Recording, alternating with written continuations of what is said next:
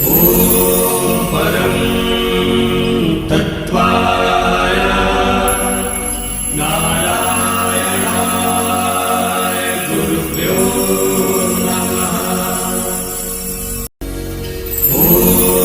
परं तत्त्वाय नारायणाय गुरुभ्यो नमः। परं तत्त्वाय नारायणाय गुरुभ्यो नमः। मगर तुम्हें ऐसा पर्सनलिटी, ऐसा व्यक्तित्व नहीं मिल पाएगा जो ये बात कह सकेगा। तुम्हें ऐसा कोई व्यक्ति नहीं मिल पाएगा जो तुम्हारे दिल को ठोकर मार सकेगा, झकझोर सकेगा, लात की प्रहार कर सकेगा, तुम्हें कह सकेगा कि तुम गलती पर हो। कि गुरु चापलूसी करना जानता है, गुरु प्रार्थना करता है, गुरु हाथ जोड़ता है, गुरु गिड़गिड़ाता है, क्योंकि वो मानता है भिक्षुक है, और जो भिक्षुक है वो गुरु नहीं बन सकता, वह चापलूस होता है। और तुम जितने भी गुरुओं के साथ गए होंगे वे केवल चापलूस निकले होंगे, ढोंगी निकले होंगे, पाखंड निकले होंगे, तुम्हारे सामने गिड़गिड़ाए होंगे और तुम्हें अच्छा भोजन करवाया होगा, तुम्हारी बहुत आदर सत्कार किया होगा। मैं ऐसा नहीं करता हूं, मुझे ऐसा करने की जरूरत नहीं है। मुझे तुम्हारे उस हृदय पर प्रहार करने की जरूरत है। मुझे जरूरत है तुम्हारे जो दरवाजे बंद है उनमें सड़ांत भर गई है, उसमें ताजी हवा का झोंका भरने की जरूरत है। मुझे जरूरत है कि तुम बसंत को भूल गए हो, उस बसंत की बाहर तुम्हें वापस अपने मित्रों में भरने की जरूरत है। मैं हर क्षण मेरी जीवन तो उपस्थिति इस बात के लिए है कि तुम दौड़ करके मुझे मिल सको। तो अगर मैं चला गया तो ये जीवन तो उपस्थिति नहीं रहेगी, उपस्थिति तो रहेगी। इस बात को तुम नहीं भूल सकते कि मैं चला गया, मगर जीवन तो उपस्थिति नहीं मिल पाएगी। और जीवन तो उपस्थिति जीवन की बहुत बड़ी पूंजी है। इस बात को तुम नहीं समझ रहे हो। और मैं पिछले 3-4 साल से इस शब्द को बार बार दोहरा रहा हूं। उसके पीछे अर्थ है, चेतना है। और तुम आंखों की भाषा को बुला नहीं पाओगे, तुम्हारी आंखें उन दृश्यों को देख नहीं पाएगी, इन बातों को सुन नहीं पाएगी, इन चेतना को तुम एहसास नहीं कर पाओगे और जीवन एक निरंतर बोझ रह जाएगा।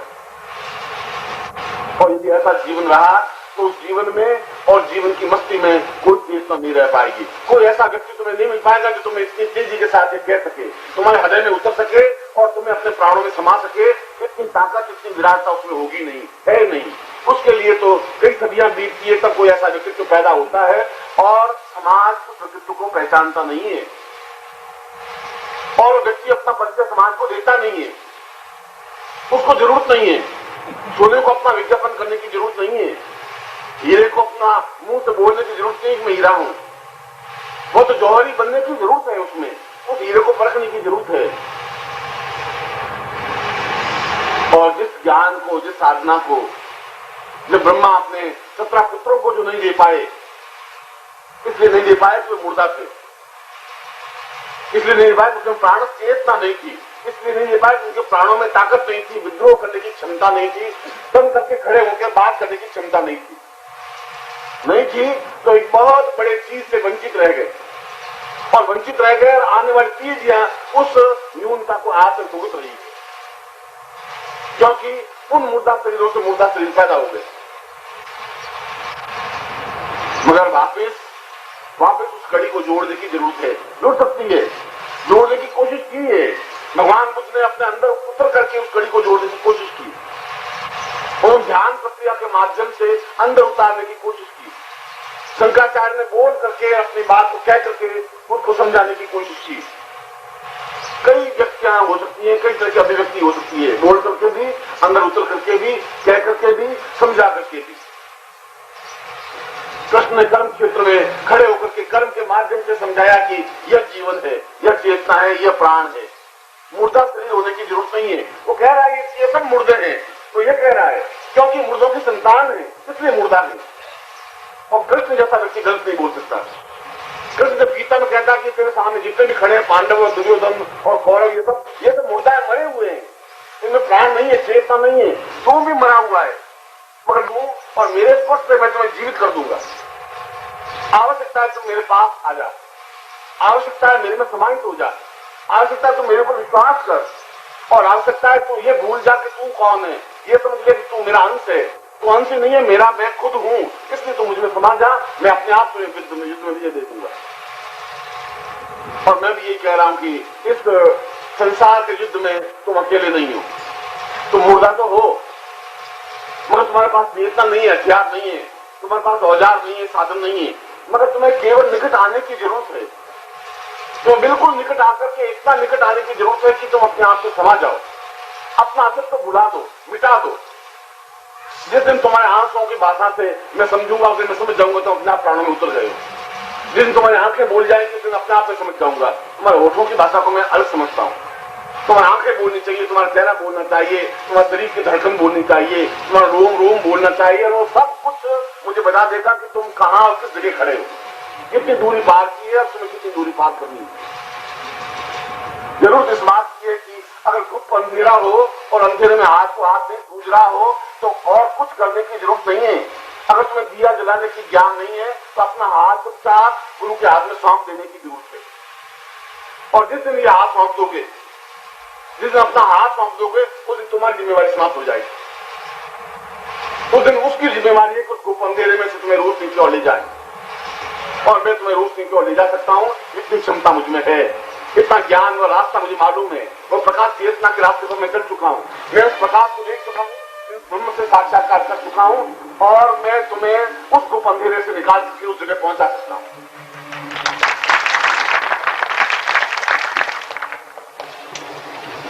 और ये चीखना चिल्लाना मेरी रोटी रोजी नहीं है। मैं तुमसे ज्यादा संपन्न हूं, ज्ञान में भी, धन में भी, ऐश्वर्य में भी, वैभव में भी, विलास में भी, प्रसन्नता में भी और दुख में भी। तुमसे निर्धन नहीं हूं। चीखना चिल्लाना मेरे जीवन का कोई कर्तव्य नहीं है, एक जीवन का आवश्यक तत्व है जिसको तुम समझ नहीं पा रहे हो। इसलिए समझ नहीं पा रहे हो, तुम्हारा स्वार्थ बीच में बार बार आड़े आ जाता है। आड़े आ जाता है इसलिए कि 40 साल की पूंजी तुम्हारे पास वही है। और मैं बिल्कुल ठीक कह रहा हूं, तुम मुझे पहचान पा नहीं रहे हो, और ये भी मैं ठीक कह रहा हूं तुम मुझे पहचान पाओगे नहीं, और ये भी मैं ठीक कह रहा हूं कि पछताने के अलावा तुम्हारे पास कुछ नहीं रहेगा।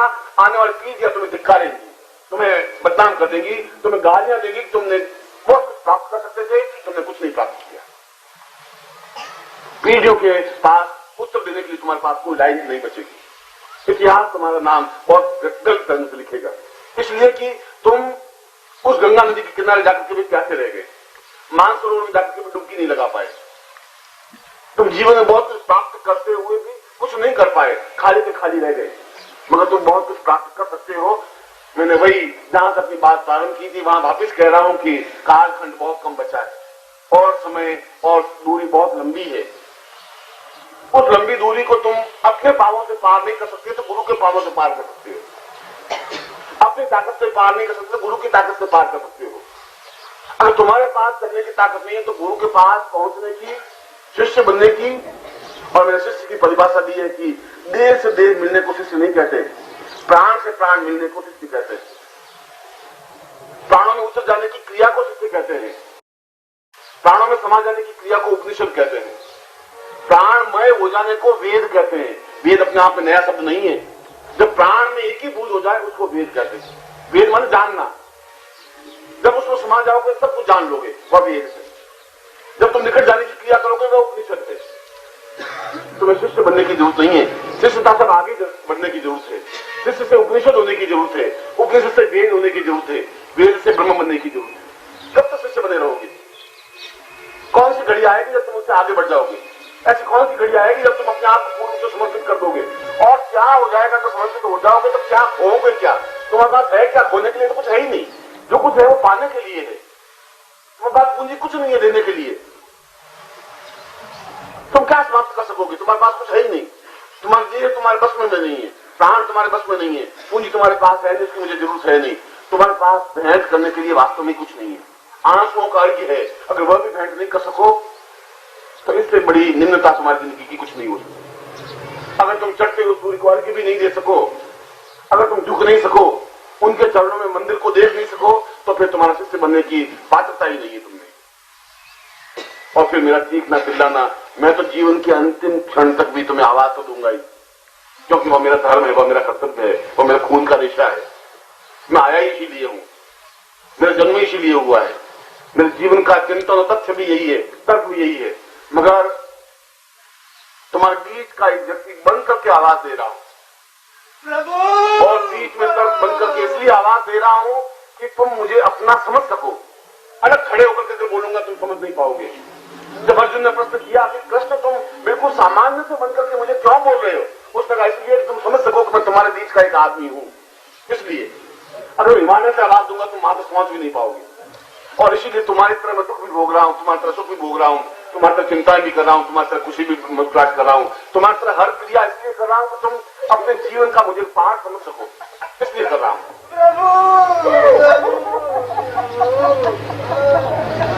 तुम बैठ जाओ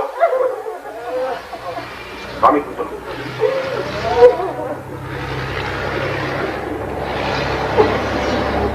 चलो राम।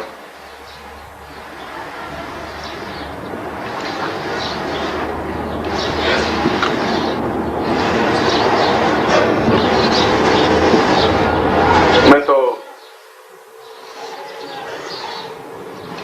बैठने में और खड़े होने में और चलने में केवल मेरे इतना ही अंतर है कि मैं बैठा हूं, तुम्हारे सामने बात कर रहा हूं। खड़ा होना है मुझे केवल गमछा कंधे पर डालना और रवाना हो जाना है, बस। इससे ज्यादा न मुझे कोई मोह है, न ममता है, न स्नेह है, न अटैचमेंट है, कुछ भी नहीं है। केवल तुम्हारे बीच में तुम्हारी तरह मुझे लीलाएं तो करनी पड़ेगी और करनी पड़ती है।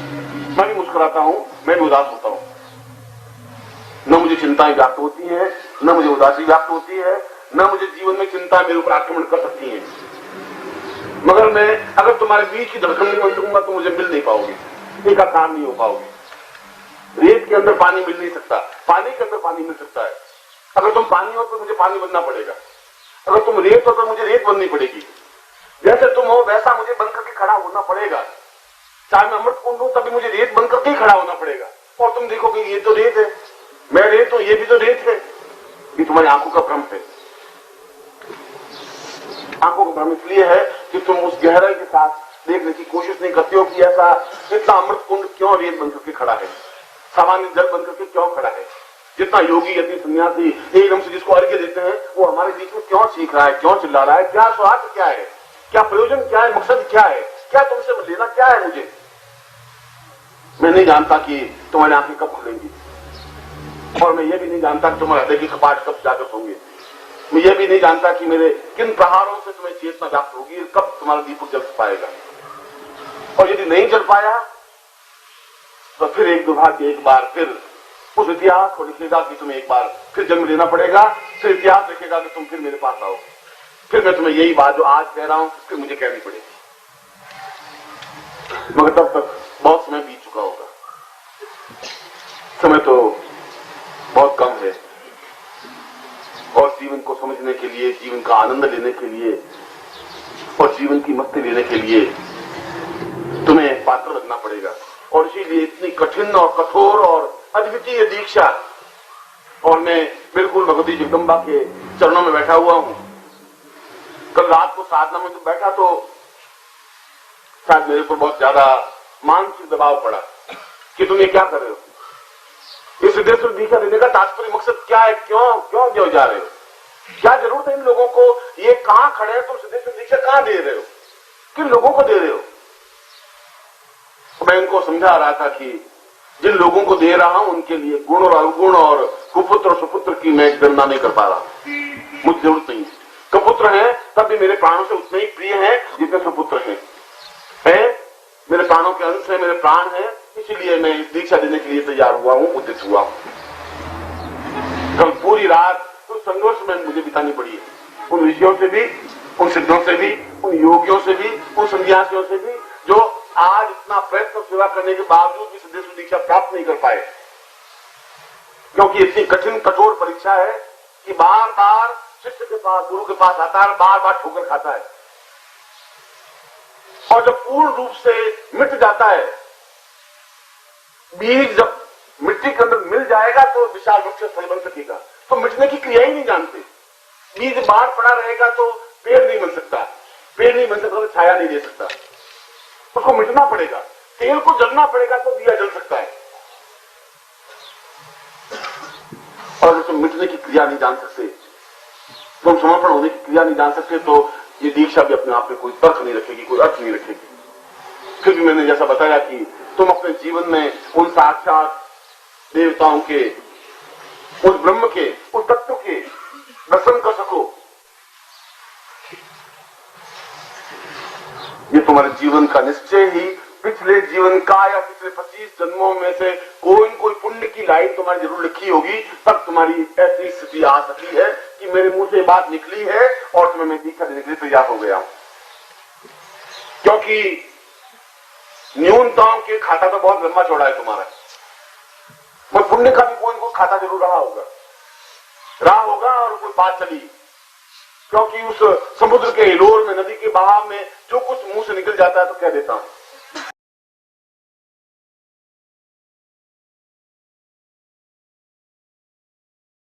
वह तुम्हें अगर बोलता हूं तो 40 साल 50 साल से बोलता रहूंगा तो बोलने का अंत मेरा आएगा ही नहीं।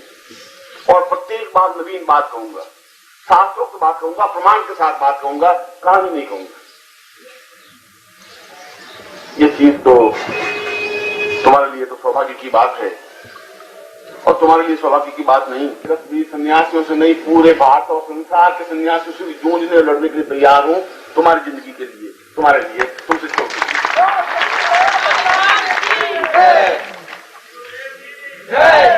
अगर एक व्यक्ति मिट भी जाएगा और 1000 लाख दिए जल जाएंगे तो मिटना अपने आप में मिटना नहीं कहलाता। मगर अपनी आंखों से देख लूं कि दिए जल चुके हैं तो मैं बहुत शांति से नींद ले सकूंगा। मैं देख सकूंगी तुम्हें चेतना जागृत हो सकी है, तो शायद मैं अपने जीवन का ज्यादा सौभाग्य समझ सकूंगा। तुम मेरी भावनाओं को, मेरे पर्सनालिटी को, मेरे व्यक्तित्व को, मेरी लीलाओं को समझ ही नहीं पाओगे, समझ सकते नहीं है। सामान्य आंखें उनको नहीं देख पाएंगी।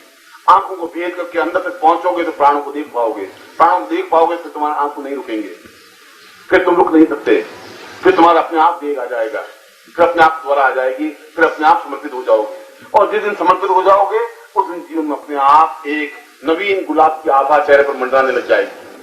अपने आप नया सूर्योदय उग जाएगा। एक आकाश में सूर्य नहीं, हजारों हजारों सूर्य उग जाएंगे। और मेरे जीवन की सार्थकता इसी बात है। मैं तो तुम्हें सबसे, और तुम जितने भी हो सबसे बहुत ज्यादा प्यार करता हूं।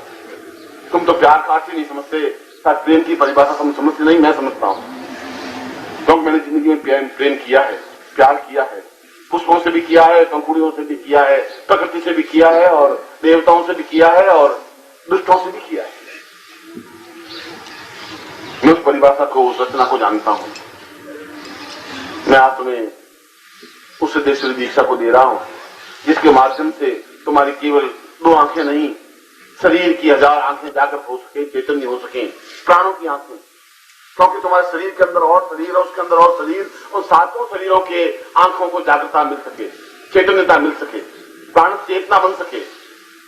ऐसा नहीं हो कि उसके बाद तुम फिर उसके ऊपर कपड़ा डाल दो, उन आंखों के ऊपर फिर एक काला पर्दा डाल दो, फिर तुम्हारा अज्ञानता का पर्दा पड़ जाए, फिर तुम्हारा स्वार्थ का पर्दा पड़ जाए, फिर भी आंखें कुछ नहीं देख पाएंगी, फिर वही समस्या पैदा हो जाएगी। जब एक बार अपने आप को पर्दा हटा दिया तो पूरी तरह से समाज के बीच में खड़े हो जाने की जरूरत है।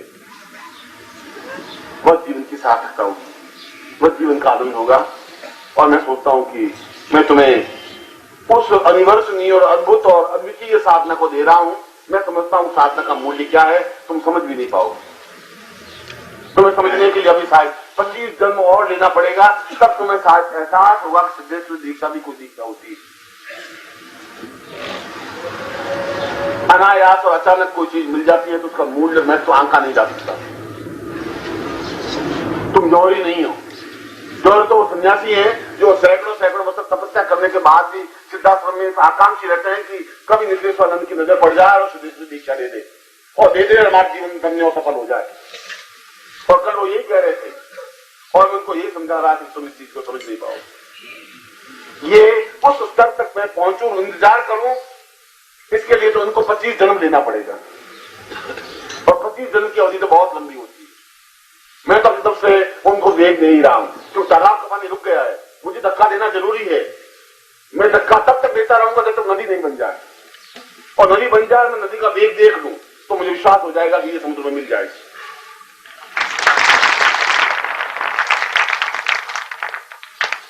मैं तो तुम्हें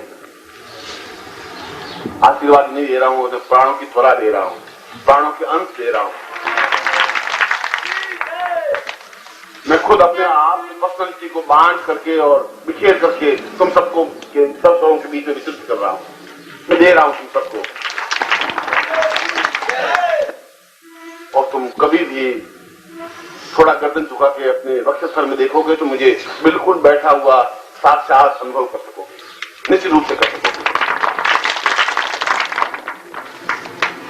मैं आपको नमन करता हूं, मैं आपको आशीर्वाद देता हूं, और मैं प्रभु से भी प्रार्थना करता हूं, अपने गुरु से भी प्रार्थना करता हूं कि तुम लोगों में चेतना आए, तुम लोगों में उच्छ्वास आए, तुम लोगों में आंसू आए, तुम लोगों में समर्पण की भावना आए, तुम लोगों में वेग के साथ बहने की क्षमता प्राप्त हो, तुम लोगों में समर्पण का पाठ आए, और ऐसा आए तब मैं अपने जीवन की सार्थकता और सफलता अनुभव कर सकूंगा। और ऐसा हो सकेगा, ऐसा मुझे विश्वास है। मैं जीवन के अंतिम सांस तक भी तुम्हारा विश्वास खोऊंगा नहीं। तुम मेरा विश्वास खो सकते हो, तुम मुझसे अलग हो सकते हो, मैं तुम्हारा विश्वास नहीं खोऊंगा। मैं अंतिम क्षण तक भी तुम पर भरोसा करता रहूंगा। तुम 1000 बार मुझे धोखा दोगे तो 1000 बार भी मैं तुम पर भरोसा करता रहूंगा, ये निश्चित है। तुम्हें धोखा खाकर के भी मैं विश्वास करने के लिए पैदा हुआ हूं। तुम्हारी गालियां और तुम्हारी आलोचनाएं और तुम्हारी आपत्तियां और तुम्हारी घटियापन को सहन करता हुआ भी मुझे मुस्कुराने के लिए मजबूर होना पड़ रहा है, और मैं तुम्हारी आलोचनाओं को, तुम्हारे घटियापन को सहन करूंगा, तुम्हारे ऊंचेपन को और तुम्हारी निंदाओं को भी सहन करता रहूंगा, क्योंकि मुझ में इतनी क्षमता है और मैं उस क्षमता को खोऊंगा नहीं। मुझे विश्वास है कि यह दीक्षा तुम्हारी जिंदगी की एक सार्थकता बन सके, और मैं तुम्हें वापिस इस दीक्षा के बाद 21 अप्रैल के दिन में तुम्हें सब लोगों को वापस देखना चाहूंगा कि मैं तुम्हें अपने सीने से लगा सकूं।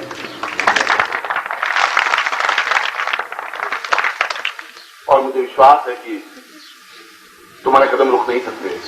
ये मुझे विश्वास है कि तुम मेरे बिना रह ही नहीं सकते। तुम रो तो सकते हो, सिसकियां पड़ सकते हो, तुम्हारे पांव में बेड़ियां तो पड़ सकती हैं, तुम रुक नहीं सकते। तुम मुझे बुला भी नहीं सकते, तुम मेरे बिना अलग रह ही नहीं सकते। संभव नहीं तुम्हारे लिए, यह क्षमता है ही नहीं तुम में, क्योंकि मैंने तुम्हें अपने प्राणों में बसाया है, अपने प्राण तुम्हारे अंदर जागृत किए हैं। मैं तुम्हें उस अनिवर्सनीय दीक्षा को दे रहा हूं, जिससे कि जीवन के उस फलक को भी और जीवन के आगे के फलक को भी, उस तत्व को भी, उस ब्रह्म को भी अपनी आंखों से देखने की क्रिया हो सके। अपनी आंखों से, या अपने गुरु की आंखों से, या अपने गुरु के कदमों से, या अपने गुरु की देह से, या अपने गुरु के प्राणों से। जो गुरु साक्षात जीवन का एक पर्याय है, प्राणों का एक पर्यायवाची शब्द है। जब पाणिनि ने पूछा गया कि समस्त शब्दों का एक शब्द क्या है, तो पाणिनि के मुंह से एक ही शब्द निकला कि गुरु। संसार के जितने भी शब्द हैं वो एक ही शब्द में समाहित हैं। और जब ब्रह्मा ने उस लास्य के बाद, उस नृत्य के बाद, जो नटराज का नृत्य हुआ, जो भगवान शिव और पार्वती का नृत्य हुआ, और उस नृत्य से जो शब्द ध्वनित हुए, उन शब्दों के माध्यम से सैकड़ों शब्द बने। और ब्रह्मा ने शिव को पूछा कि आपने इन 14 जो शब्दों को ध्वनित किया है, इन शब्दों का जो ध्वनित किया है, इन शब्दों का मूल क्या है? भगवान शिव ने कहा गुरुमेवं गुरुमेवं गुरुमेवं बड़ी नबी। गुरु के अलावा कोई शब्द का अंत है ही नहीं, कोई चिंतन नहीं है, कोई विचार नहीं है, क्योंकि इनके बिना शब्द स्वयं खोखले हैं। अगर शास्त्र को देखना पड़ेगा तो शास्त्र की आंखों से देखना पड़ेगा। तुम्हारी आंखों से शास्त्र नहीं देखा जा सकता। बनिए की तराजू से शास्त्र को नहीं देखा जा सकेगा। आनी लाभ का गणित करते हुए, बहुओं में लिखते हुए और बहियों के पन्ने पलटते हुए शास्त्र को नहीं पढ़ा जा सकेगा। आटे दाल का भाव मालूम करते हुए तत्व को नहीं देखा जा सकेगा। और नहीं देखा जा सकेगा तो कफन पहनने के अलावा तुम्हारे पास कोई चारा नहीं है। और वह जीवन नहीं है, वह तो जून है जो तुम जी रहे हो, घिसट रहे हो। और मैं फिर भी तुम्हारे पास समय है कि उस जिंदगी को एक स्वर्णिम जीवन बना सकते हो। आभारी, दिव्य, अद्वितीय, ऐसे कि तुम्हारे शरीर से सुगंध प्रवाहित हो सके, ऐसे कि तुम्हें देख करके एक आनंद की हिलोर हो सके, ऐसे कि तुम हजारों गुरु बन सको, आने वाले समय में तुम गुरु बनकर के करोड़ों शिष्यों को साथ दे सको, क्योंकि तुम्हें गुरु बनना ही पड़ेगा। जीवन में लोगों को ज्ञान चेतना देनी पड़ेगी, क्योंकि मेरा स्पर्श पाकर के व्यक्ति एक सामान्य व्यक्ति नहीं रह सकता, वह तो जीवन में गुरु तो भार उठाएगा ही और जीवन को रास्ता दिखाएगा ही। मुझे ऐसा विश्वास है, मैं ऐसा ही तुम्हें आशीर्वाद दूंगा।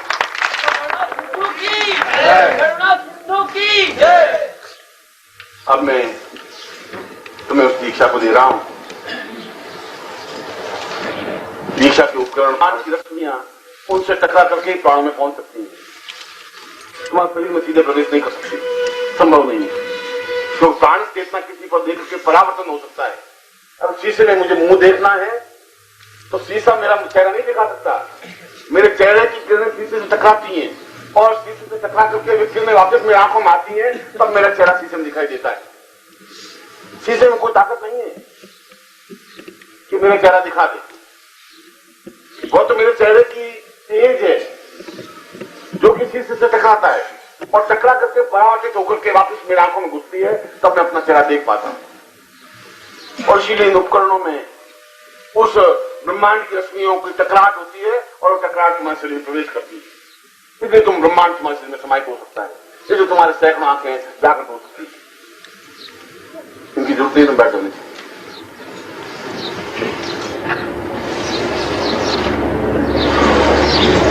आप सीधे बैठ जाएंगे और पुरुष हैं बनियान अगर हो तो खोल दे, कुर्ता पहना हुआ उस चेतना को और उस दिव्यता को प्राप्त करें। और पूर्णता के साथ प्राप्त करने के लिए मेरुदंड बिल्कुल सीधा होना चाहिए, रीढ़ की हड्डी सीधी होनी चाहिए, क्योंकि वह मेरुदंड के माध्यम से ही जागृत अवस्था आ पाएगी। क्योंकि वही अगर पानी की कोई पाइप जा रहा है, एक जगह थोड़ा सा कर्व है तो पानी सीधा नहीं जा सकता, और बिल्कुल सीधा सपाट होना चाहिए। और तुम्हारी सारी चेतना का केंद्रीभूत मेरुदंड है, जहां रीढ़ की हड्डी टूट गई आप खड़े नहीं हो सकते, आप खा नहीं सकते, पी नहीं सकते, चल नहीं सकते, मृत्यु कला तुम्हारा कोई रास्ता नहीं रहता। जिसकी रीढ़ की हड्डी टूट जाती है उसको लेटा ही रहना पड़ता है, क्योंकि सांस से अपंग हो जाता है। सांस शरीर का आधार देश वही है, उसको तिरछा करने से जीवन की प्राण चेतना नहीं आ सकती, इसलिए सीधा सपाट बैठने की क्रिया की जरूरत है।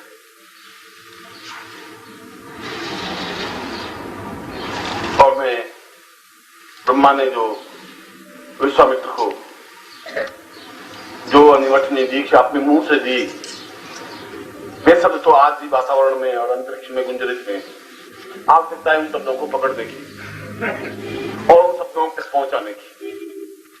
वह तो एक बीच मीडिया चाहिए, माध्यम चाहिए। सबसे पहले हम जिन श्लोकों के माध्यम से और जिन अर्थवक्ताओं के माध्यम से गुरु की स्तुति हुई है विश्वामित्र ने, मैं उन्हीं शब्दों को दोहराता हुआ गुरु का चिंतन कर रहा हूं। गुरु मीन्स संसार के समस्त गुरु। गुरु का मतलब मेरे गुरु, उनके भी गुरु, उनके भी गुरु, उनके भी गुरु और गुरुओं की अंतिम कड़ी तक। गुरु का मतलब है विश्व के समस्त गुरुओं की चेतना। गुरु केवल मैं गुरु नहीं हूं, मैं तो तुम्हारा प्राण हूं। इसलिए उन सबको हम आत्मसात कर सकें, इसलिए बहुत भक्तिभाव से, बहुत चेतना के साथ हम 3 बार पहले मानसिक रूप से, आंतरिक रूप से शुद्ध होने के लिए ओम का उच्चारण करेंगे, जिससे कि आंतरिक शुद्धता पवित्रता बन सके। और अपनी क्षमता के साथ आप झुकेंगे नहीं, पूरी साधना काल तक सीधे बैठेंगे और ओम ध्वनि का उच्चारण करेंगे। हरि ओम।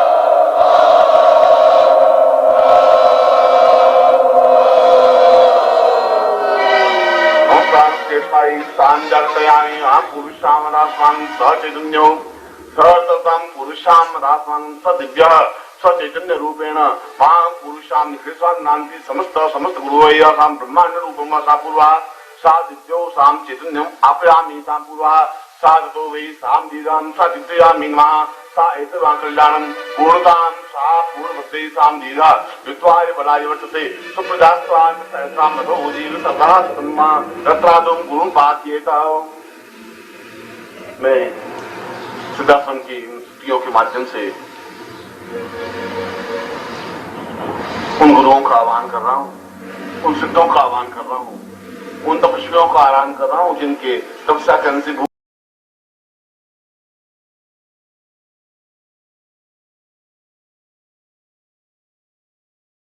उससे हमारा जीवन चैतन्य और दिव्य बन सके। और आप जितना ही नमन युक्त और श्रद्धा युक्त उच्चारण करेंगे उतना ही आप प्राप्त कर सकेंगे। प्राप्त करने की क्रिया तो आपके पास है, उनकी तेजस्विता को भी, उनकी प्राण चेतना को भी। त्वमेव माता च पिता त्वमेव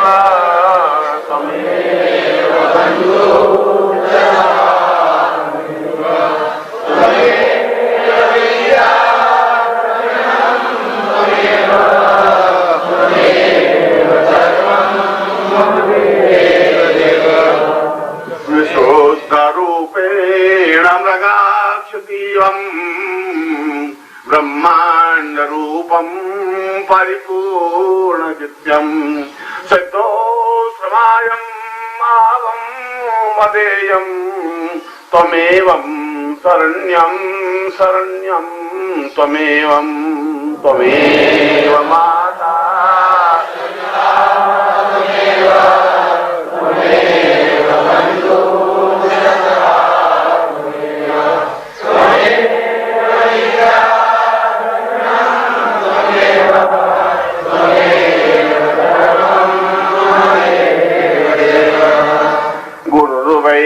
त्वमेवं प्राणं त्वमेवं देहं त्वमेवं नेत्रं त्वमेवं ब्रह्मांड रूपं क्षमरूपनित्यं गुरुत्वं त्वमेवं प्रणम्यं त्वमेव माता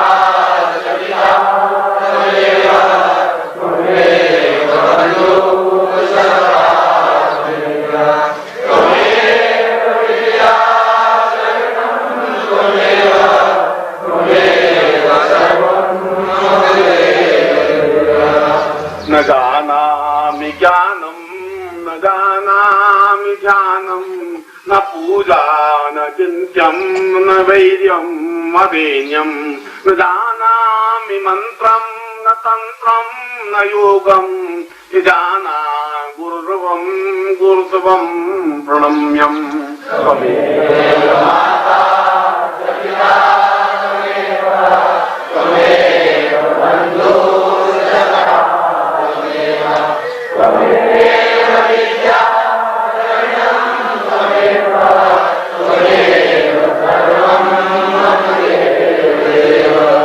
निखिलेश्वरोऽयं विशुद्धो स्वरेयं चिन्त्यो स्वरेयं देव स्वरेयं प्राणो स्वरेवं आत्मो स्वरेवं ब्रह्म स्वरेवं गुरुत्वं प्रणमामि त्वमेव माता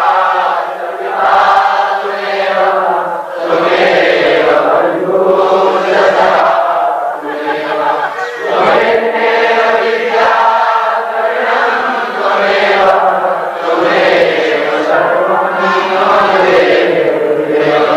अनाथो दरिद्रो जरारोगयुक्तो महाक्षीण दीना सदा जाड्यवगता विपत्ति प्रविष्टा सदाहं भजामि गुरुत्वं त्वमेवं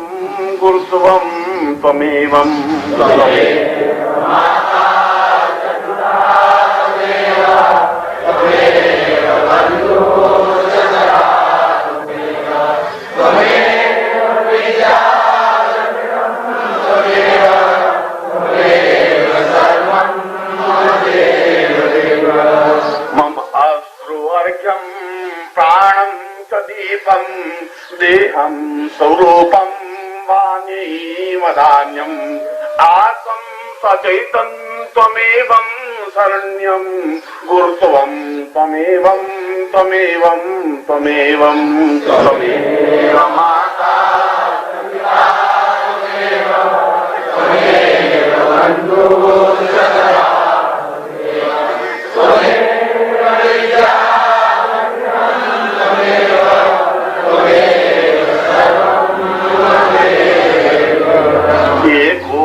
जाना गुरुर्वं त्वमेवं एको मंत्रं गुरुत्वं त्वमेवं एको साधन च तंत्रं त्वमेवं गुरुत्वं गुरुत्वं त्वमेवं त्वमेव माता च पिता त्वमेव बन्धुः सखा त्वमेव विद्या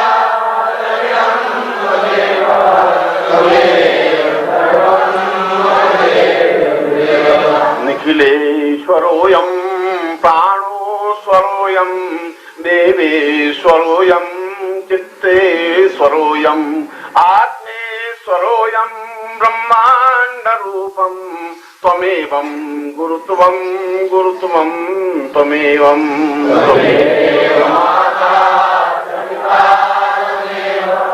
त्वमेव बन्धुः सखा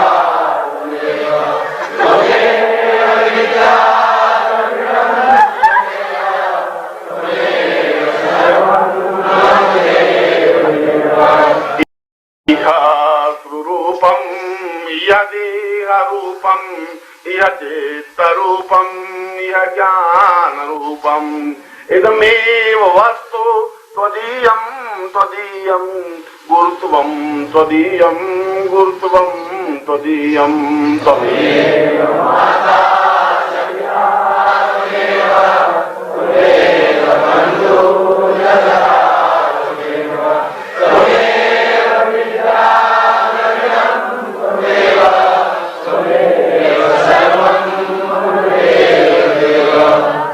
देह न्यूनम यदेह शून्यम यह प्राण शून्यम यदेह मर्त्यम न जानामि कुत्रम न जानामि चित्तम न जानामि वित्तम पुत्रो वदन्ति सदावं सदैवं त्वमेवं त्वमेवं गुरुत्वं त्वमेवं एको त्वमेवं नाथ त्वमेवं प्राण त्वमेवं आत्मा त्वमेवं गुरुत्वं त्वमेवं त्वमेव माता पिता त्वमेव बन्धुः सखा त्वमेव विद्या त्वमेव सर्वं ओम आत्मरूपेण साचितं समस्ता सिद्धा योगी मुनीं सा संन्यासी ब्रह्म रूपेण सा चैतन्य साय पार्थं आवायामिं स्थापयामि तत्रादौ आवो देवास इमहे वामं प्रतितरे आवो देवास आसिगो जग्नियासो वामहे सां पुरुषां अथास्मानं सह विविध गोत्रेभ्यो विविध दामेभ्यो सां शिष्यत्वं निकृष्टानन्दान्ति शिष्यत्वं सां सिद्धेश्वरी दीक्षा प्राप्ता निमित्तं स चैतन्य रूपेण जागृयामि सां परिपूर्णां सा दिव्यौ सा समस्त प्रोढं सां दिव्यां परिपूर्णयां समस्त देह चैतन्य जागृयामि मां तुभ्यं सम्प्रति पूर्विशां मथास्मानं तां तुभ्यं सम्प्रति तत्रादौ गौरी शंकर पार्वतीं तां तुभ्यं सम्प्रति। अपने सामने गौरी शंकर को अपने स्थापित कर ले।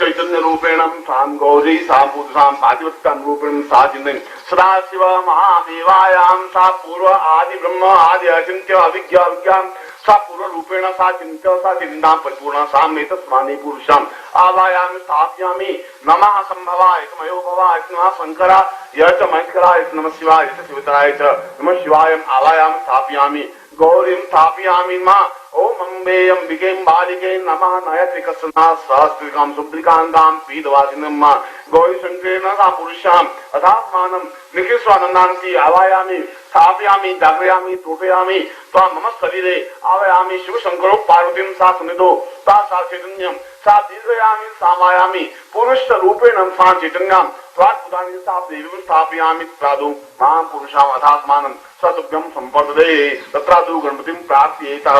गणपति को प्रार्थना करेंगे आज उठ के विघ्नेश्वराय वरदाय सुरप्रियाय लंबोदराय सकलाय दिग्गजाय नागानाथज्ञ विभूषिताय गौरीसुताय गणनाथ नमो नमस्ते भक्ताजनाथ पराय गणेश्वराय सर्वेश्वराय समुदाय सुरेश्वराय विद्याधराय विद्याय वामनाय भक्त प्रसन्न वरदाय नमो नमस्ते नमस्ते ब्रह्म रूपाय विष्णु रूपाय जन्मा नमस्ते रुद्र रूपाय करि रूपाय जन्मा विष्णु रूपस्य रूपाय नमस्ते ब्रह्मचारिणे भक्त प्रियाय देवाय नमस्तभ्यं विनायक लंबोदर नमस्तभ्यं सततं मोदक प्रिय निर्विघ्नं कुरु मे देव सर्वकार्येषु सिद्ध त्वां महागणपतिं आवायामि स्थापयामि मम हरे मम मंदिरे स्थापयामि ओम गणानन्तवाय गणपति ओं नमामहे प्रियानन्तवा शिवति ओं नमामहे निधीनान्तवा शिवति ओं नमामहे वसो मम आहमजा नीक परमात्मजां श्रीवदम्मा तत्रासु गुणिं प्रार्थयामि तान्ति पूर्विष्टां सिद्धेश्वरीं आवायामि स्थापयामि मां। आगे सिद्धेश्वरी माला देवी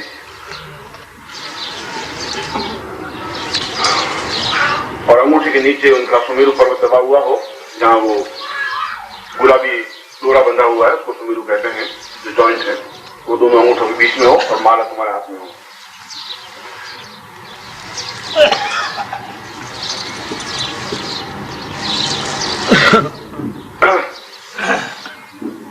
सचैतन्यों परिपूर्णतां पुरुषां मधास्मानं सा विनीतां पुरुषां सुदेव अथवा पुरुषां मधास्मानं सा विद्युद्दां समप्रभां रक्तस्कन्धस्तां भीषणां कन्यां भीकरवाल खेतबिलसप्तस्ता विरासयुतां हस्तैश्चक्रधरां खेतविचिका चापं गुणं तजनी विभ्राणां लातिकां तां दुर्गां नेत्रां भजे सां दुर्गां त्रिनेत्र दुर्गां आवायामि स्थापयामि मां। तत्रादु पूर्वां सां पूर्वमदेव रूपं खड्गं सपूर्वां सहितं सदैवं चक्रुरुतां पूर्वमदेव रूपं दुर्गावदेयम् आवाहयामि स्थापयामि दीर्घोवतां पूर्णमदेव रूपं चिन्त्यं वदां पूर्वमदेव चिन्त्यं दुर्गे स्मृतां मर्षिपीठमधिजन्तो आवाहयामि मम स्थापयामि दुर्गे स्थापयामि मां। कात्यायनीमां परमेश्वर रूपं चिन्त्यं वदन्ते वदतं वदेव आत्मस्वरूपं वदनान्ति रूपं चिन्त्यं वदेतं सिद्धेश्वरीयं सिद्धेश्वरीं स्थापयामि मां। तत्रादु सिद्धेश्वरीं प्रार्थयेतः।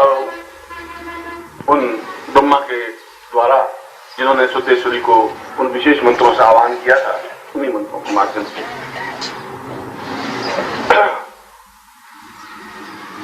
आपकी दृष्टि माला के ऊपर रहनी चाहिए, जिसमें सिद्धेश्वरी स्थापन को ऐसा ध्यान रखेगा और नजर हिले नहीं, पलटे नहीं। ओम पूर्वे शतान्यं सिद्धेश्वरीयं खड्गं चक्रं गदार्वै विभूषणं केयोर्वाहनवदतं वदेवं सिद्धेश्वरीयं प्रणमं नमामि। सिद्धेश्वरी त्वं मम प्राणचिन्त्यं चक्षुर्वतार्वै परितं बभैव सर्वासितां देववदन्तरूपं सिद्धेश्वरीयं प्रणमं नमामि। चक्षुर्वतार्वै सहितं सदार्वै ग्रीवां वदार्वै प्राणं वदार्वै नाभिर्वदार्वै देहं वदार्वै सिद्धेश्वरीयं प्रणमं नमामि। प्राणोर्वतां देवदेहन्तरूपं विचिन्त्य वेदान्तवदन्तरूपं सर्वोत्मनां पूर्णमदैव नित्यं सिद्धेश्वरीयं वरदं वदामि।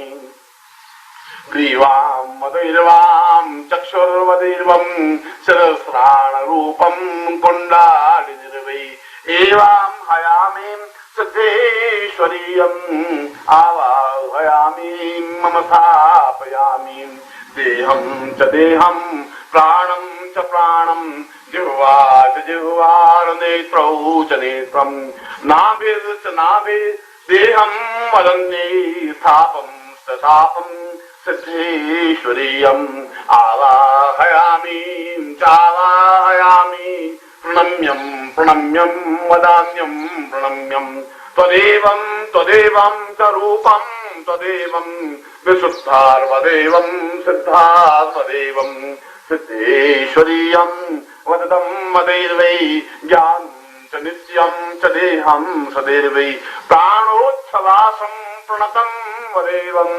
सिद्धेश्वरीयं प्रणमं नमामि तां ब्रह्मरूपेण ब्रह्मवाक्येन विश्वामित्र साक्षी रूपेण समस्त देह सिद्ध योगी यदि शांतिपूर्वकं सिद्धेश्वरीं आह्वयामि स्थापयामि तत्रादुक्लीवायां प्रणतुभ्यं संप्रदे गद्दे अपने गदन में इसको पहन लीजिए, धारण कर लीजिए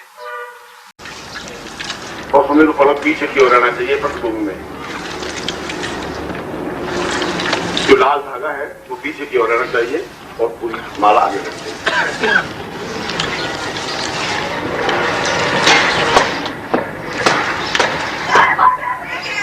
अब आप बिल्कुल शांत रूप से बैठ जाएंगे और रीढ़ की हड्डी सीधी बैठेंगे और ये दोनों हाथ आपके बिल्कुल घुटनों से सटे हुए होंगे और मैं एक दिन की पहले ओम की ध्वनि करूंगा, तब आप बिल्कुल शांत मुद्रा में ध्यान मुद्रा में जाएंगे। जैसे गहराई में जाते हुए सिद्धेश्वरी के आप बिल्कुल अंदर प्राणों में अंदर जा रहे हैं, ऐसा बाहरी कोई आवाज आप तक नहीं पहुंचे इस प्रकार के।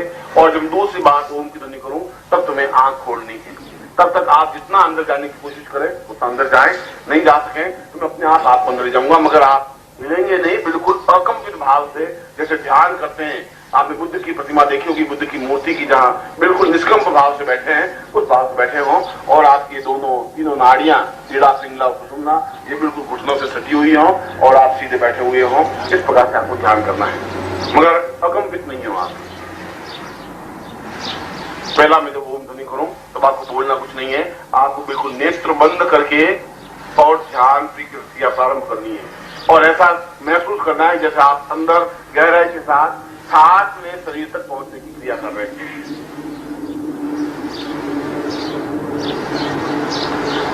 और जब दूसरी ओम की ध्वनि करूंगा तब आप अपने नेत्र खोलेंगे, फिर आप एक क्रिया प्रारंभ करूंगा।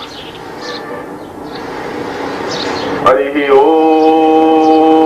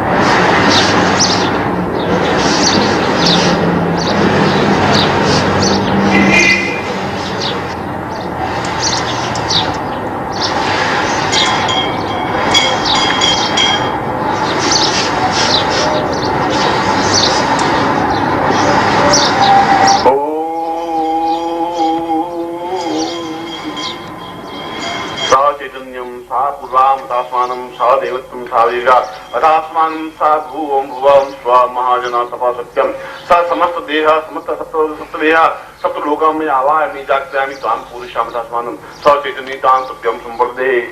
आपको मैंने केवल 1.5 मिनट का ध्यान करवाया है। आपको न मालूम कितना समय महसूस हुआ होगा, ये मुश्किल से 1.5 मिनट भी नहीं हुआ है। सतस्त्रादो पूर्वाम अथास्मानं सा चैतन्य ताम पुरुषाम अथास्मानं सत्यम संवर्धे।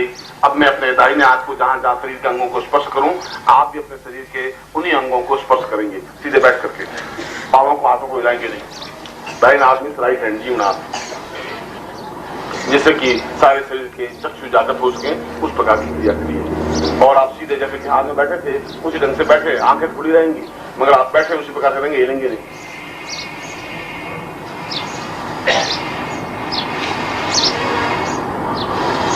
ओम वागाम पूर्वाहातास्मानं सा ब्रह्म रूपेण साम चित्तं विश्वामित्र साम साक्षी भूतेन सा पूर्वा अथास्मानं सा नेत्रो सा सहस्राक्षित रूपेण माश्रितं अमास्मानि विविध गोत्रेभ्यो विविध नामेभ्यो ताम समस्त शिष्य रूपेण ताम संन्यास शिष्य रूपेण ताम ग्रस्त शिष्य रूपेण ताम चैतन्य परिपूर्णताम पुरुषाम ब्रह्म देवत्व दर्शनम सा देवी देवता ब्रह्म दर्शनम ब्रह्मांड दर्शनम ताम चैतन्यम स ब्रह्मांड चित्तम परिपालयामि स ब्रह्मांडं समस्त देव परिपालयामि समस्त ब्रह्मांडं सम शरीरं स्थापयामि समस्त भूस्थां स्थापयामि भव स्थापयामि स स्थापयामि म स्थापयामि जन स्थापयामि सत्यम स्थापयामि सप्त देह ब्रह्मांडं स्थापयामि तत्रादु साम शरीरं स्थापयामि साम चैतन्य जागृयामि परिपूर्णतां पुरुषां दस्मान् सा शिरोपाताम सिर के ऊपर टूटी पर ताम दीर्घोत्वासी पूर्वशाम दासमन सचितनी परिपूर्णताम पुरुषाम दासमन सचितनी प्रकाम पुरुषाम दासमान दीर्घोत्वाम साम पूर्वादस्मान दीर्घासे पुरुषाम दासमान सरलाटे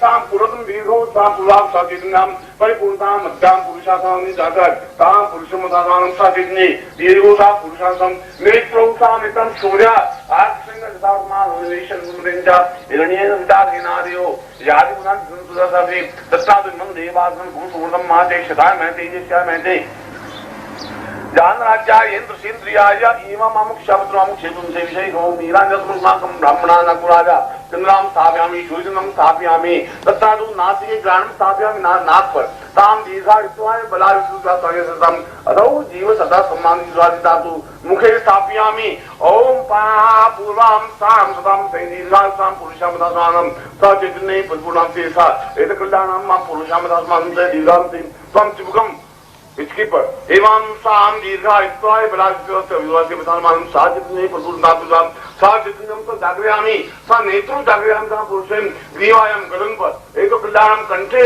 पुरुषां दासमानं सा चैतन्ये पुरुषां दीर्घादि पुरुषां दीर्घां अदासमानं दीर्घादि पुरुषां दासमन्दादि वक्षस्थलौ सीधे पर एक तस्मानं सा दीर्घायुत्वाय पुरुषां सा दीर्घा सा दीर्घा अदासमानं सा वामतनो बाएं सुन पर एक समान दीर्घा चैतन्यम दासो दीर्घा दीर्घानि स चैतन्यो सत्रि दक्षिणो सुनो साम दीर्घां दासमान सा चैतन्य पुरुषां समान सा पूर्वा सा सत्य सा पूर्वा जागृयाम सा पूर्वा अबे सा पुरुषं दा प्राणसंज्ञा चैतन्यम सा चैतन्य पुरुषां समान सा दीर्घो विस्ताय बलात् पुरुषं तस्मानं सा नेतु सा पुरुषां तस्मानं सा तथा सोमनादि तथा उदरे पेट प्रधानियम ग्रंथ कल्याण प्रधान दीर्घा तातो नासिकेंदा दुक्तम दीर्घा नाभो साम परिपूर्णतां से नाभो ब्रह्मा आ ब्रह्मन ब्राह्मण उर्सी जाए धामा श्रेला जन्या सूर्य का ज्योति महान हो जाए था लोग धीरे धीरे नोड़ा मड़वा नासो।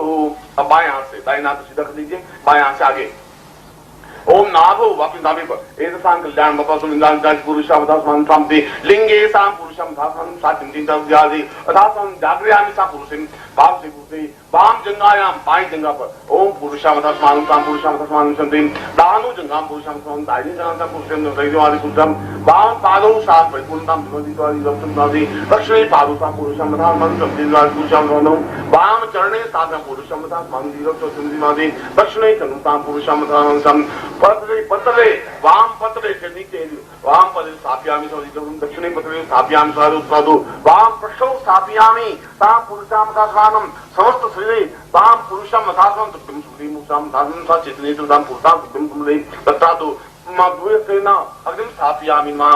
दोनों हाथ मिला लीजिए और दोनों हाथ मिला करके और जोरों से दोनों हाथों को रगड़ते हुए अग्नि को स्थापन करना है। बहुत तेजी से आप रगड़ो, ये ताकत ओम देवता वादो देवता सूर्यो देवता धीमा देवता और तेजी से देवता माधव देवता सूर्य देवता किमा देवता मधु देवता उत्तरा देवता विद्या देवता मधु देवता उत्तरा देवता सा पुरुषा मथा स्वामी कितने ताम परिपूर्णता होती तत्तादु कुंडली जागता पूर्वालो सिर के ऊपर ताम दीर्घा ईश्वर बलादुना दुर्गम सुमते हिमादि पंचभूतेभ्यो सा पूर्ण आकाश भूतेभ्यो जागृयामि शाम त्रुटयामि तुभ्यम संप्रदे। आप दोनों हाथ मसल रहे हैं, बहुत धीरे धीरे मसल रहे हैं, इतनी तेजी के साथ हाथ जलने लग जाना चाहिए। ये आकाश तत्व को जागृत करने की क्रिया है। पुनः शाम पुरुषा अथात्मानं साचैतन्ये अथात्मानं शाम जिनादुमादि पूर्व शाम अथात्मानं सादिगा अथात्मानं सा पूर्वदेव समानि प्रजाम समानि साप दीर्घा तस्मन् प्रजाम समादि तत्साधु जीवायाम सापयामि नाहं साधुमादि वायु सापयामि नाम वायुत्तम जागृयामि सास्वानं सांसुब्रह्म साधु पुरुष शाम अथात्मानं साधि तत्यो पादो तीसरी बात है तत्साधु एतस्वान् साधिनु साधते साकुर्वा तत्वानं सा कल्याणमसां चंदी पुरुषां तत्मानं साधते पाणुतायं प्राणाय जीवाय देव ये प्राणाय प्राणता प्राणं अथात्मानं सा वक्षस्थलौ सा पुरुषं वक्षस्थलौ साध्यामि सा दीर्घायुं संप्रदे। तुम्हारे हाथ में चलने से अग्नि पैदा हो नहीं सकती और ताकत के साथ चलनी चाहिए, इसमें हाथ जल नहीं जाएंगे। तत्साधु पुरुषम अथात्मानं सा दीर्घायुं सा चैतन्यं सा पुरुषां अथात्मानं सा चैतन्यं सा जागृयामि सा प्रोढयामि सा दीप्तं सा कल्याणं अथात्मो नाभौ स्थापयामि नाज्योति पुरुषं सा चिन्ता पुरुषं अथात्मानं सा श्रुते पुरुषं समद्वेद मां नाभौ सा ब्रह्मां स्थापयामि विष्णुं स्थापयामि रुद्रं स्थापयामि त्रिदेवं स्थापयामि सा नेत्रौ सहस्रनेत्रम् आवायामि जागृयामि तथादो पंचभूतागम पंचभूत रूपेण आवायामि स्थापये पांचभूतो एतस्मात् पुरुषं अथात्मानं।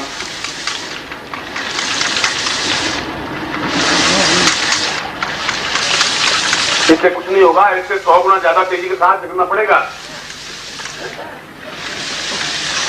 ओम आवायामि अथात्मानं सा किले सा कल्याणं मतांगे सा चैतन्यो परिपूर्णा तुम्हारी बात जन्म तुम्हारी पूर्वा अथात्मानं सा सरिते सा चैतन्यो अव्याज पुरुषां अथात्मानं सा दधे जीवाय युद्धाय बलाय वसुर्वाय तो साधो जीवस्तम्मा दीर्घो युद्धाय बलाय वसुर्वी समस्त शरीरे चेतनो जो ताम पुरुषां अथात्मानं सा शरीरे जो मां पूर्णं सत्यं संप्रदे। तथादु प्रक्षालन जलो धातु दीजिए, नहीं हो तो वायु से जल लेके क्या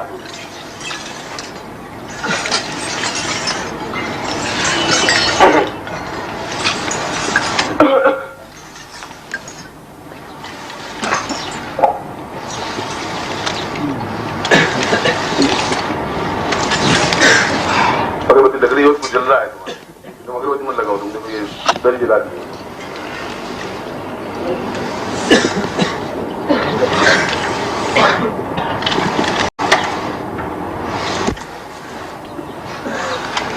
तत्साधु पंचभूते जो पंचभूतम स्थापयामि पंचभूतादिं सा पूर्वा अथात्मानं सा दीर्घा युद्धवाय बला युद्धोद्यम संप्रदे। अब पंचभूतों में से मेरे जैसे कल तुम्हें प्रोसेस बताया कि भूमि तत्व को लोप करने से अंतरिक्ष में विचरण करने की क्रिया हो जाती है। मैं भूमि तत्व को लोप करने की क्रिया तुम्हारे सामने रख रहा हूँ। तत्साधु पुरुषां अंगुष्ठ रूपेण ताम नाभि, जब मैं मंत्र करूं तो अंगूठे को नाभि के अंदर तक डालना है और आर पार निकल जाने चाहिए अंगूठा, ये ध्यान रखना।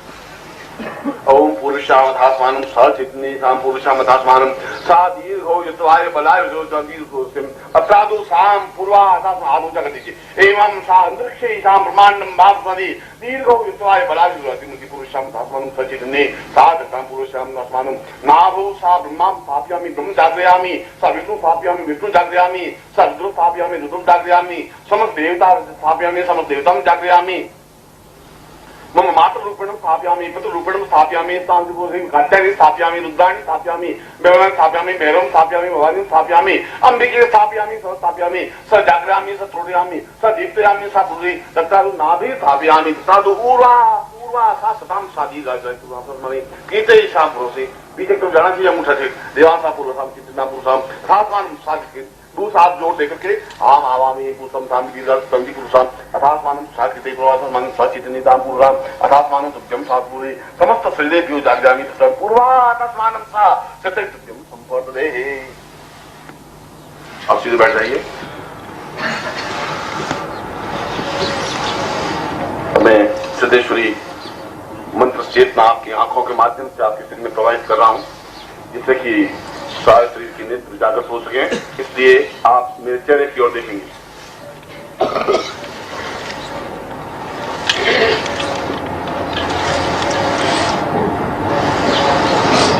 जो हम तुम्हारी तरफ से तुम्हारी वजह से पीछे देख नहीं पा रहे हैं, नीचे बैठ जा और कैमरे को मुंह ऊंचा कर।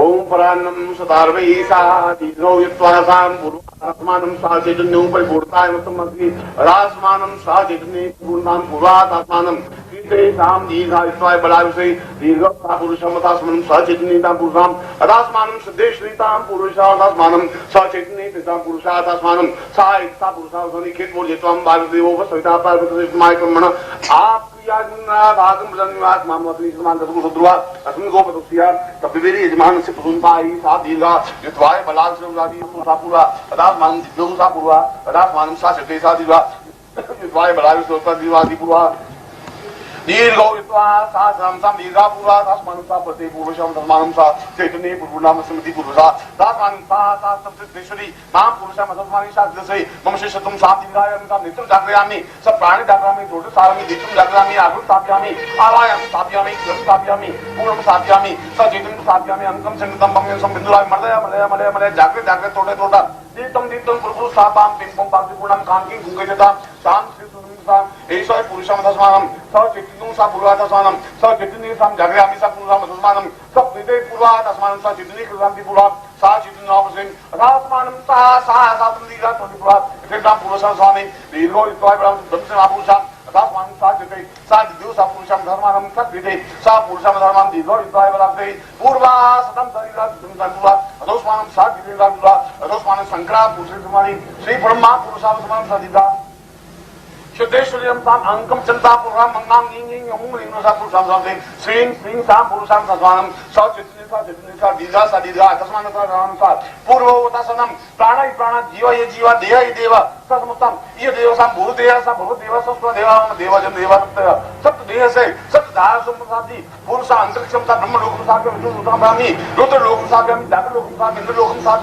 समस्त लोक लोकेभ्यो संसारी भूतेभ्यो प्रेतेभ्यो यक्ष राक्षस गणेश गणई गंधर्व किन्नर प्रेता पिशाचा समस्त छानी पुरुषां तस्मानं सबाहभ्यं रंगं सा निखिलस्वानन्दान्ति आवायां स्थापयामि सदे मम शरीरं ता साभि नेत्रो सा मम शिष्टं सिद्धं स्थापयामि मम शरीरं नेत्रं साभं स्थापयामि चावायामि आदानं सा पुरुषं तस्मानं सा चिन्त्यो परिपूर्णतां मति पूर्वशं मदास्मानं सा चैतन्यो परिपूर्णतां सुन्दरतिजा अद्वाय बलाग्रहणं सा पुरुषां तस्मानं सा चैतन्य पुरुषां अतोस्मानं सात्कृतं पुरुषां मधुमानं दीर्घौ युत्वाय बलाग्रहणं पुरुषां तस्मानं सा दुर्गा पुरुषां मधुमानं सा पुरुषां तस्मानं सा चैतन्यो सा पुरुषां मधुरानां हां रूपेणां जन धाम भें गम पुरुषां मनुष्यब्राह्मणि जम नानि धाम भृंगादि रासमानं सा कृते सा पुरा रासमानं सा चैतन्य सा देवत्वं रासमानं सा पूर्वादात्मानं सा चिन्तिं सा अदात्मानं देव सा सुगात्मानं दिव्यां सा चिन्तिं सा जगदयामि रासमानं सा देवपुरुषां समानं सा देवती पुरुषां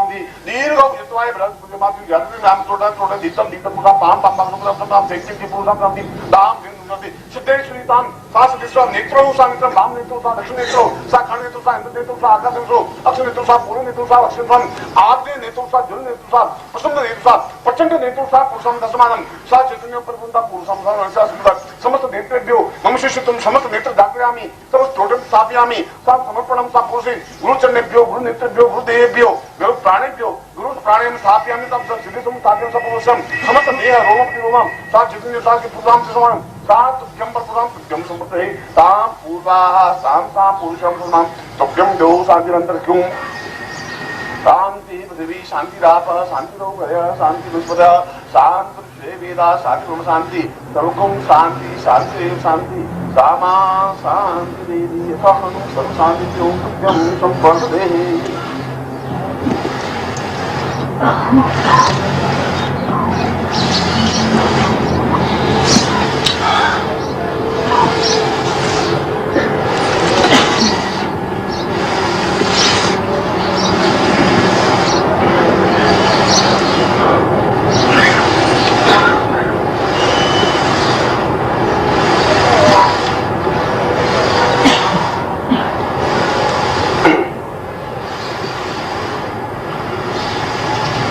मैं अपने समस्त शिष्यों और साधकों को, शिष्यों और साधिकाओं को जो आपको दिखाई दे रही हैं, उन साधकाओं और शिष्यों को भी, और जो आपको दृष्टिगोचर नहीं हो रही हैं, उन साधिकाओं और उन शिष्यों को भी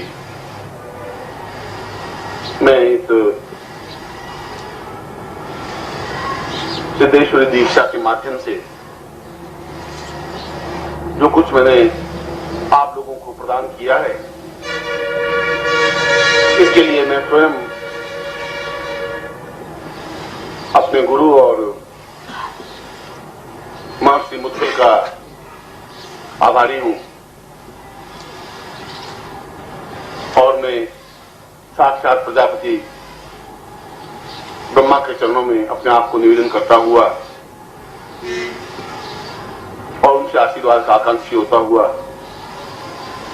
और अपने परम पूज्य गुरुदेव स्वामी विशुद्धानंद जी को भक्तिभाव से प्रणाम करता हुआ, यदि मैंने कुछ अवज्ञा की है, यदि ये अपात्र है और मैंने इनको इस प्रकार की दीक्षा दी है, और यदि किसी प्रकार की कोई न्यूनता